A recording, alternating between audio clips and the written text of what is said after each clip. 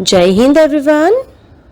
वसुदेवं सुतं देवं कंसचाणूरमर्दनं देवकी परमानन्दं कृष्णं वन्दे जगद्गुरु। कृष्णं वन्दे जगद्गुरु। कृष्णं वन्दे जगद्गुरु। इस श्लोक का अर्थ है कंस और चाणूर का वध करने वाले देवकी के आनंदवर्धन वसुदेव नंदन जगत गुरु श्री कृष्णचंद्र की मैं वंदना करता हूँ। Hello student, hope you are good and well.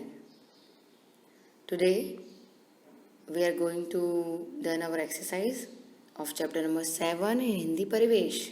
I am your Hindi teacher. Okay, let's start.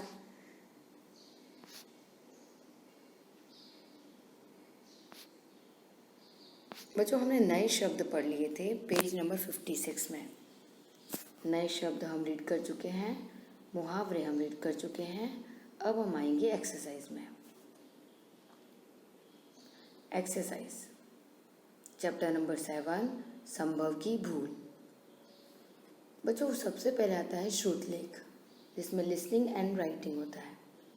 आपको यह अपनी हिंदी परिवेश की फेयर नोटबुक में लिखना होता है, ठीक है, ताकि आपकी राइटिंग स्किल्स अच्छी हो। ओके, तो ध्यान से सुनो और इसको फिर अपनी नोटबुक में लिखो। पहला है first 14 November. 14 is a number, 14 को हम हिंदी में 14 बोलते हैं। नवंबर मंथ। सन, सन मतलब मैंने आपको समझाया था ना, स्तब्ध रह जाना। निश्चय, निर्णय लेना। निश्चय मतलब आप डिसीजन ले लो, निश्चित कर लो। विद्यालय मतलब स्कूल। विद्यालय, विद्या का आलय, विद्यालय। किस्मत। सांत्वना, सांत्वना का मतलब होता है आश्वासन और तसल्ली। प्रतियोगिता, कंपटीशन। आत्मविश्वास, सेल्फ कॉन्फिडेंस। निखरना मतलब कि किसी चीज़ से आपका मतलब कोई भी कंपटीशन में आप भाग लो और उसमें बिल्कुल अच्छी तरह से परफॉर्मेंस दो, तो उसको बोलते हैं निखरना। ठीक है, धीरे धीरे निखरना मतलब कि आपकी कोई स्किल्स या आपकी कोई अच्छी हॉबी हो जिसमें आप बहुत अच्छे हो, तो आप उसको और ज़्यादा अच्छा करके उसमें और निखार लाते हो, निखरते हो। ठीक है, अपने कार्यों में सफाई से कार्य करना, जैसे अच्छे से कार्य करना, है ना, कॉन्फिडेंट होकर कार्य करना, तो वो निखरना। जगमगाते, घोषित, प्रांगण, गड़गड़ाहट, गूंज। ठीक है, इसका अर्थ मैंने आपको बताया था। गड़गड़ाहट मतलब जो आवाज़ गूंजती है ना तालियों की, उसे बोलते हैं, उस आवाज़ को बोलते हैं गड़गड़ाहट। और गूंजना मतलब सब जगह पे गुंजित होना, सब जगह पे फैल जाना आवाज़ का, साउंड का, उसको बोलते हैं। प्रांगण मतलब आंगन। घोषित मतलब अनाउंसमेंट। ठीक है, और डगमगाते मतलब कि जो हम चलते हैं, है ना, तो हमारे चलने की डगमगाहट को बोलते हैं। चलने में हम मतलब ठीक से ना चल के, सीधे ना चल के कैसे चलें, तो डगमगाते चलें, ऐसा बोलते हैं ना। अब पाठ की बात। नीचे दिए प्रश्नों के उत्तर दीजिए। बच्चों मौखिक, मौखिक प्रश्नों के उत्तर मौखिक होते हैं। हम लोग पहले इसे लिखा करते थे टेक्स्ट बुक में, लेकिन अगर देखा जाए तो लिखित प्रश्नों में जो होता है वो कहीं कहीं मौखिक से रिलेटेड होता है। तो मौखिक प्रश्न उत्तर को हम क्लास में करेंगे। जैसे कि बाल दिवस कब मनाया जाता है, एक शब्द में उत्तर होता है मौखिक का, तो बाल दिवस मनाया जाता है 14 नवंबर को। सलीम किसका बेटा था? सलीम ड्राइवर का बेटा था। ड्राइवर का नाम क्या था? अहमद। तो सलीम ड्राइवर का बेटा था। सलीम विद्यालय में क्यों नहीं पढ़ने जाता था? सलीम हकलाने के कारण विद्यालय में पढ़ने नहीं जाता था। अंकित ने अपने मन में क्या निश्चय किया? अंकित ने मन में निश्चय किया कि वह सलीम की अवश्य सहायता करेगा। सलीम का दाखिला किसने कराया? अंकित के माता पिता ने सलीम का दाखिला कराया। अब आ जाइए लिखित प्रश्नों में। बच्चों, लिखित प्रश्नों के उत्तर और प्रश्न दोनों आप लिखेंगे आपके हिंदी परिवेश की टेक्स्ट बुक में। इसका मतलब आपको लिखना है श्रुतलेख और लिखित प्रश्नोत्तर। ठीक है। लिखित प्रश्नोत्तर में पहला प्रश्न है, अंकित ने सलीम की किस प्रकार सहायता की? बच्चों, मैं हर बार आपको बोलती हूँ कि आप जब भी लिखें अपनी हिंदी टेक्स्ट बुक में तो आप निकालें अपनी स्टडी नोट। तो इस प्रश्न का उत्तर है स्टडी नोट के पेज नंबर 9 में लिखित क्वेश्चन आंसर के उत्तर में। ठीक है, प्रश्नों के उत्तर में। अंकित ने सलीम की किस प्रकार सहायता की? इसका उत्तर है अंकित ने अपने जेब खर्च के जोड़े हुए पैसों से सलीम के लिए किताबें, कॉपियाँ और यूनिफॉर्म लाकर सलीम की सहायता की।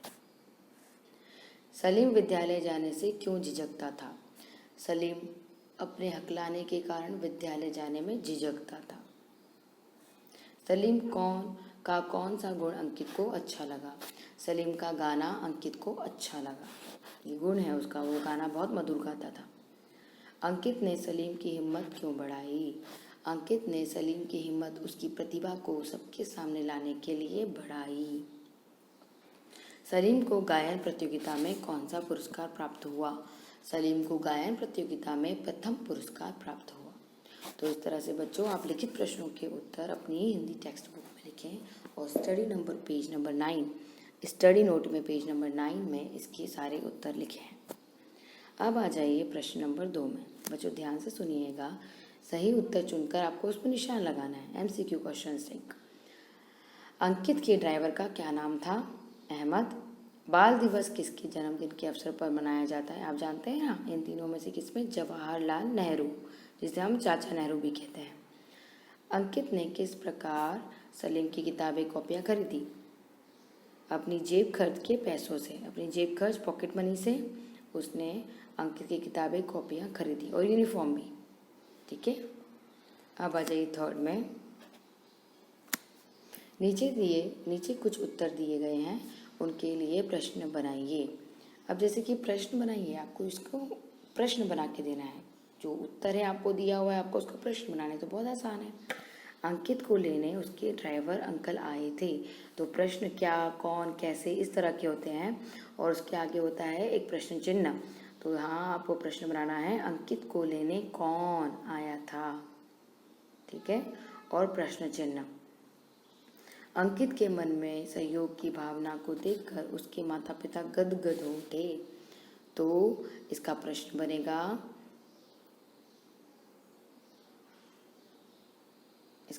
बनेगा अंकित की किस भावना को देखकर उसके माता पिता गदगद हो उठे, और प्रश्न चिन्ह का लगाना ना भूलें।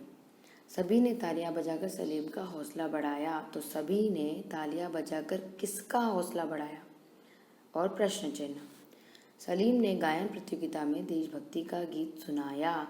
सलीम ने गायन प्रतियोगिता में कौन सा गीत सुनाया, और प्रश्न चिन्ह। ठीक है, प्रश्न चिन्ह लगाना ना भूलें। अब आ जाइए प्रश्न अगले में। इसमें है भाषा की बात। बच्चों भाषा की बात मतलब लैंग्वेज एंड वोकैबुलरी स्किल्स, यह आपके लिए बहुत ज़रूरी है। ठीक है, जैसे कि इसमें प्रश्न है, नीचे दिए शब्दों से इस प्रकार वाक्य बनाइए कि उनके अर्थ स्पष्ट हो जाएं। मत, तो इसमें अगर इसमें जोड़ेंगे ना तो इसका क्या होगा? मत, वोट और नहीं। इसमें से आपको वाक्य प्रयोग करना है, वाक्य बनाना है इन शब्दों से। तो जैसे मैं बनाऊंगी, मत और वोट से हमारे देश में प्रत्येक वयस्क को मत देने का अधिकार है। मत क्या होता है? वोट। वोट मतलब आपका जब भी इलेक्शन होते हैं ना, प्रधानमंत्री इलेक्शंस होते हैं, तो आपने देखा होगा आपकी मम्मी मतदाता होते हैं, तब मतदाता बन जाते हैं, क्योंकि हमें मत देने जाना होता है। तो वोट देना, मत देना। ओके, मत देने का अर्थ क्या होता है, पहले तो वोट देना, तो वहाँ पर मत का अर्थ होता है मत, मतलब अपना निर्णय देना कि हम किसको सिलेक्ट करेंगे, तो वो होता है मत। और मत नहीं, इससे एक और शब्द बनता है, वो है बगीचे से फूल मत तोड़ो। इसका मतलब मत शब्द के दो अर्थ बनते हैं। मत मतलब वोट देना, और मत मतलब नहीं, कुछ नहीं देना, मत दो, लाइक मत मतलब नहीं। अब दूसरा है हार। हार का एक अर्थ होता है हार जो हम पहनते हैं, और हार मतलब जो हमारी पराजय पर होता है। हार का अर्थ है गले का हार, और हार का अर्थ है पराजित होना। तो इस तरह से हार के दो शब्दों में हम वाक्य प्रयोग करेंगे। उसने भगवान पर फूलों का हार चढ़ाया, या हमने भगवान को फूलों का हार चढ़ाया। ठीक है। इसी तरह से पराजित होना, आज के मैच में भारतीय क्रिकेट टीम हार गई। ठीक है।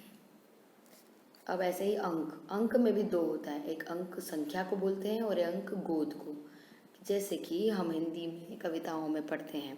अब आप सुनिए, जैसे संख्या के अर्थ पे हम संख्या के वाक्य प्रयोग कैसे करेंगे। मीना को परीक्षा में 4 अंक मिले, और इस तरह से गोद और अंक, बच्चा माँ के अंक में सो रहा है, या भारत माँ के अंक में हम पले बड़े हैं। इस तरह से हम कविताओं में भी पढ़ते हैं, गोद मतलब अंक। ठीक है बच्चों, इस तरह से एक शब्द के दो अर्थ बनते हैं जो बिल्कुल विपरीत है, बिल्कुल अलग। अब आइए प्रश्न नंबर 2 में, दिए गए शब्दों के उचित शब्द चुनकर जोड़े बनाइए। पकौड़ी, लिखना, कूदता, अपने पिता, कॉपियाँ। बच्चों इसमें आपको सभी के जोड़ीदार के जोड़ी के साथ लिखना है। जैसे माता के साथ पिता लिखा है ना, ऐसे पढ़ना लिखना, तो इस तरह से आप इसको आसानी से कर सकते हैं। ठीक है। चाट है ना, चाट का पकौड़ी होता है, किताबे का कॉपियाँ, उछलना, कूदना, कूदता, अपने अपने अपने। इस तरह से नीचे दिए शब्दों के अर्थ लिखिए। प्रश्न नंबर 3, दिन का दिवस, दीन का गरीब। बच्चों आप समझ रहे हैं ना, इसमें हर अर्थ का मतलब हर शब्द का अर्थ है। दीन अगर इस तरह की मात्रा हो तो वो दिवस होगा, बड़ी की मात्रा हो दिन में तो वो गरीब होगा। परिणाम और परिमाण, मैंने आपको ये समझाया भी था ना, हिंदी ग्रामर में हमने परिमाणवाचक किया था, है ना। तो उसमें परिमाणवाचक मतलब कि जिससे हमें किसी चीज़ की मात्रा पता चले। परिमाण में मात्रा और परिणाम में फल मतलब रिजल्ट। परिणाम में फल, फल मतलब खाने वाले फल नहीं, रिजल्ट को बोलते हैं फल। परिणाम फल, और परिमाण मतलब मात्रा। अंक, तो अभी हमने पढ़ा ना, अंक मतलब क्या होता है, संख्या, और अंग मतलब शरीर का कोई भाग। समान, समान होता है कोई वस्तु, नहीं, समान मतलब होता है एक समान, जैसे हम बोलते हैं ना एक समान प्रश्नों के उत्तर हैं। तो और सामान मतलब होता है कोई वस्तु, है ना, कोई वस्तु को हम बोलते हैं सामान। ठीक है। समान मतलब एक जैसा, और सामान मतलब स में आ की मात्रा हो, सामान मतलब कोई वस्तु। अब आ जाइए प्रश्न नंबर 4 में, नीचे दिए शब्दों के लिंग बदलिए। स्त्रीलिंग और पुल्लिंग हमने चैप्टर किया था ना हिंदी ग्रामर में, बस वही आपको स्त्रीलिंग से पुल्लिंग में चेंज करना है। माता से पिता, छात्रा से छात्र, धोबिन से धोबी, अध्यापिका से अध्यापक, बच्चा से बच्ची, भैया से बहन, लेखक से लेखिका, प्रधानाचार्य से प्रधानाचार्या, आचार्य हो जाती हैं फीमेल। ओके। अब हम आते हैं क्वेश्चन नंबर 5 में। क्वेश्चन नंबर 5 में देखिए क्या लिखा है। आपको इन मुहावरे आपको इसमें आए हैं ना चैप्टर में, उन मुहावरों को प्रयोग करना है। जैसे कि पीठ थपथपाना, विजय की बहादुरी पर प्रधानाचार्य ने उसकी पीठ थपथपाई, पीठ थपथपाना। सन्न रह जाना, इमारत में लगी भीषण आग देखकर सब लोग सन्न रह गए, चौंक गए। गदगद होना, अपनी तारीफ सुनकर सलीम का मन गदगद होने लगा। ठीक है। इस तरह से हमने 5 तक क्वेश्चन कर लिया। अब 6, सही स्थान पर विराम चिन्ह लगाकर वाक्य पढ़िए। बेटा विराम चिन्ह ये चैप्टर हमने अभी नहीं रीड किया है, इसे हम रीड करेंगे। विराम चिन्ह आपको आएगा सेकंड टर्म में, लेकिन हम अभी इस चैप्टर में मैं आपको इसको ओरली समझाती हूँ कि विराम चिन्ह का अर्थ होता है अंत में आने वाले कुछ चिन्ह या फिर कुछ चिन्ह ऐसे होते हैं जो कि हम शब्दों के बीच में प्रयोग करते हैं, उन्हें बोलते हैं विराम चिन्ह। ठीक है, अब जैसे कि इस चैप्टर में आए विराम चिन्ह के बारे में मैं आपको बात करती हूँ, मतलब सभी में ये विराम चिन्ह सभी में आते हैं। ठीक है, अब इन विराम चिन्ह के बारे में आपको मैं ओरली समझा देती हूँ। ठीक है, कि विराम चिन्ह आए कहाँ से। बच्चों, कोई भी शब्दों में प्रयुक्त हुए चिन्हों को हम विराम चिन्ह कहते हैं। उसमें हम जब कोई चिन्ह बीच में प्रयोग करते हैं या कोई चीज़ अंत में प्रयोग करते हैं, जैसे हम प्रश्नवाचक चिन्ह का प्रयोग करते हैं, इसमें एक है पूर्ण विराम, एक है प्रश्नवाचक। ठीक है, इस तरह से कई चिन्हों का प्रयोग हम हमारे शब्दों में करते हैं, हमारे शब्दों में, हम वाक्यों में इन चिन्हों का प्रयोग करते हैं। ठीक है, अब जैसे कि इसमें लिखा हुआ है पूर्ण विराम, क्या लिखा है इसमें?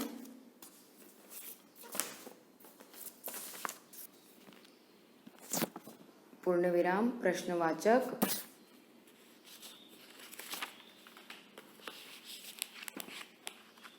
और जैसे तुम परेशान हो रहे हो, तुम परेशान क्यों हो रहे हो। Okay, page number 77। Okay, then I will tell you about this. हाँ, तुम परेशान क्यों हो रहे हो, क्यों, अगर क्यों आ गया है तो आप समझ गए होंगे ना, ये प्रश्नवाचक है, तो प्रश्नवाचक है तो कौन सा चिन्ह लगेगा? प्रश्न का चिन्ह, प्रश्नवाचक चिन्ह ये रहा। तुम परेशान क्यों हो रहे हो, प्रश्नवाचक चिन्ह। ख, सलीम तुम्हारी आवाज़ तो बहुत सुंदर है। अब इसमें क्या हो रहा है? पूर्ण विराम, इसमें क्या हो रहा है? पूर्ण विराम, ये शब्द पूरा हो रहा है, इसलिए यहाँ पर लगाएंगे हम पूर्ण विराम के साथ ये वाला चिन्ह। ठीक है, यहाँ पर कथन को स्पष्ट लिखने के लिए और स्पष्ट पहचानने के लिए यह चिन्ह लगता है, इसे बोलते हैं उद्धरण चिन्ह। क्या बोलते हैं? उद्धरण चिन्ह। उद्धरण चिन्ह कैसे लगेगा आपको पता है ना, आपके स्टडी नोट में लगा हुआ है। पहले आपको उद्धरण चिन्ह लगाना है यहाँ पे, और यहाँ पर उद्धरण चिन्ह लगाने से पहले आपको पूर्ण विराम लगाना है कि आगे पूर्ण विराम, फिर उद्धरण चिन्ह, ये वाला लास्ट वाला, ये होता है फर्स्ट उद्धरण चिन्ह और ये होता है लास्ट उद्धरण चिन्ह। इस तरह से उद्धरण चिन्ह लगा के सलीम तुम्हारी आवाज़ तो बहुत सुंदर है और पूर्ण विराम, इसे क्या बोलते हैं हम? स्टैंडिंग लाइन को पूर्ण विराम, और उसके बाद लगाएंगे एंडिंग वाला, आखिरी वाला उद्धरण चिन्ह, वो है ये, यहाँ लगाएंगे। इसके बाद अंकित सलीम के पास रुक गया। अब यहाँ पर रुक गया मतलब पूर्ण विराम, इसमें और कुछ नहीं लगेगा। अंकित सलीम के पास रुक गया और पूर्ण विराम, ये शब्द यहीं खत्म हो गया। ड्राइवर अंकल ने बताया बेटा सलीम को हकलाने की बीमारी है, तो इसमें क्या है? उन्होंने क्या बताया है? ड्राइवर अंकल ने बताया है, तो यहाँ पर एक चिन्ह आएगा, उस चिन्ह को बोलते हैं योजक चिन्ह। ये रहा योजक चिन्ह। योजक चिन्ह मतलब बताया, कहा, उसके बाद आता है। ड्राइवर अंकल ने कहा तो उसके बाद भी योजक चिन्ह आएगा। ड्राइवर अंकल ने बताया तो क्या बताया, तो उसके पहले भी योजक चिन्ह आएगा। और बेटा सलीम को हकलाने की बीमारी है, और इसके बाद आएगा इसके बेटा सलीम को हकलाने की बीमारी, यहाँ पर आएगा आपका कौन सा चिन्ह? उद्धरण चिन्ह। यहाँ आएगा उद्धरण चिन्ह, बेटा सलीम को हकलाने की बीमारी है, फुल स्टॉप मतलब कि पूर्ण विराम, और फिर उद्धरण चिन्ह खत्म होने वाला, ये वाला। ठीक है बच्चों, अब आएंगे सब बच्चे अपने अपने घर जाने लगे। अब यहाँ पर हो रहा है पूर्ण विराम, परंतु यहाँ पर अपने अपने लिखा है और अपने अपने के बीच में योजक चिन्ह लगता है, क्योंकि अपने और अपने के बीच में योजक चिन्ह हमेशा प्रयुक्त होता है। सब बच्चे अपने अपने योजक चिन्ह के साथ घर जाने लगे और पूर्ण विराम।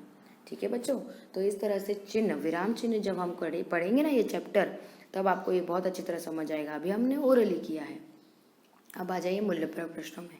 बच्चों, मैं चाहती हूँ कि मूल्य प्रयोग प्रश्न आप अपने CCW नोटबुक में करें, इससे आपका विचारों को व्यक्त करने का, जो शब्दों को यूज़ करने का, वोकैबुलरी का वोकैबुलरी का जो प्रयोग है ना वो बहुत आसानी से आप कर पाओगे। ठीक है, जैसे यहाँ पर लिखा है असंभव कार्य को भी संभव किस प्रकार किया जा सकता है। असंभव मतलब जो कार्य नहीं हो सकता, इम्पॉसिबल वर्क, उसे भी संभव कैसे किया जा सकता है। तो हम आत्मविश्वास से, हमारे आत्मविश्वास से, हमारी अथक कोशिश से, प्रयास से हम उस कार्य को संभव कर सकते हैं। तो इस तरह से आप उदाहरण भी दे सकते हैं और असंभव कार्य को कैसे संभव किया जा सकता है उसे भी आप लिख सकते हैं। आप किसी विकलांग व्यक्ति की सहायता कैसे करेंगे। तो बच्चों हम उसकी सहायता कैसे कर सकते हैं इसके बारे में आप लिखिए। हो सके तो आप गूगल सर्च कीजिए। यदि आपके सामने कोई किसी विकलांग व्यक्ति का मजाक उड़ा रहा हो, विकलांग व्यक्ति मतलब किसी भी तरह से विकलांग, बोलने से, हाथों से, पैरों से, विकलांग व्यक्ति वही होते हैं जिनको किसी न किसी अपने शरीर की किसी पार्ट से अवरोध होता है कार्य को करने में, है ना, किसी की फिंगर्स नहीं होती है, तो इस तरह के व्यक्ति को हम विकलांग व्यक्ति कहते हैं। तो ऐसे व्यक्ति का मजाक नहीं बनाना चाहिए, कभी भी नहीं बनाना चाहिए। और कोई बना रहा है तो आपको क्या करना चाहिए, तो आप उसके बारे में लिखिए, है ना, कि आपको उस व्यक्ति की मदद कैसे करनी है और लोगों को कैसे समझाना है, सोच समझ की बात। यहाँ पर आपको थिंकिंग और स्पीकिंग स्किल्स होना चाहिए, आपको सोच विचार करना चाहिए। किसी ऐसी घटना का वर्णन कक्षा में सुनाइए जब आप किसी की प्रेरणा से आगे बढ़े हो। ऐसा कभी न कभी आपके जीवन में होता है कि किसी से प्रेरित होकर आप अपने जीवन में कुछ चेंजेस लाते हो, कुछ पॉजिटिव चेंजेस लाते हो। तो उसके बारे में आप लिखिए यहाँ पे CCW नोटबुक में। विकलांगता कब अभिशाप बन जाती है। बच्चों विकलांगता तब अभिशाप बनती है जब आप हार जाते हो, आप परिस्थिति का सामना करने से हार जाते हो। बच्चों विकलांगता किसी कार्य को ना कर पाना, अपने शरीर में किसी भी पार्ट का ना काम करना, इसको आप अभिशाप ना बना के अपने लिए वरदान मानिए। मतलब किसी भी अगर व्यक्ति के साथ ऐसा कुछ होता है ना, तो अगर वो वरदान मान के उस कठिनाइयों का सामना करे ना, क्योंकि उसके लिए कोई भी कार्य कठिन हो जाएगा। कोई भी कार्य जो आपसे आसानी से होता है, जैसे किसी के हाथ नहीं है और वो कार्य नहीं कर पाएगा, लेकिन आपके हाथ है, आप कोई भी कार्य आसानी से कर सकते हो, लेकिन उस व्यक्ति के लिए वो कार्य बहुत कठिन होगा। तो ऐसे ही स्थिति में उसके लिए वो वरदान कब साबित होगा, जब वो कोशिश करना ना हारे, आत्मविश्वास रखे, कॉन्फिडेंट रखे, है ना, तो वो अभिशाप नहीं बनता, वो वरदान बन जाता है। सही मार्गदर्शन और प्रोत्साहन से प्रतिभा निखर उठती है। कक्षा में चर्चा कीजिए, यह सच्चाई है बच्चों। आपको हमेशा आपके टीचर्स, आपकी मम्मी, आपके पापा, है ना, आपके गुडविल मतलब आपके फ्रेंड्स जो अच्छे गुड विशर्स बेस्ट विशर्स होते हैं ना, और गुड विशर्स होते हैं, विशर होते हैं, आपको बहुत ज़्यादा प्रोत्साहित करते हैं। ऐसे फ्रेंड्स आपको हमेशा आपके प्रोत्साहन का कारण बनते हैं, वो आपकी प्रतिभा निखारने के लिए मार्गदर्शक बनते हैं, है ना बच्चों। तो इस तरह से आपको अपने ही विचारों में सोचना है कि इन प्रश्नों के उत्तर आप क्या लिखोगे। तो 3 या 2 लाइन में आप क्या व्याख्या कर सकते हो, लिख सकते हो, ऐसा लिखिए आप CCW नोटबुक में। तो इस तरह से ये चैप्टर एक्सरसाइज कंप्लीट होती है। आप ये करिए और इस वीडियो को देखकर और समझिए और जानिए कि हमें किन चीज़ों में आगे बढ़ना है और प्रोत्साहित होना है। ठीक है बच्चों, जय हिंद,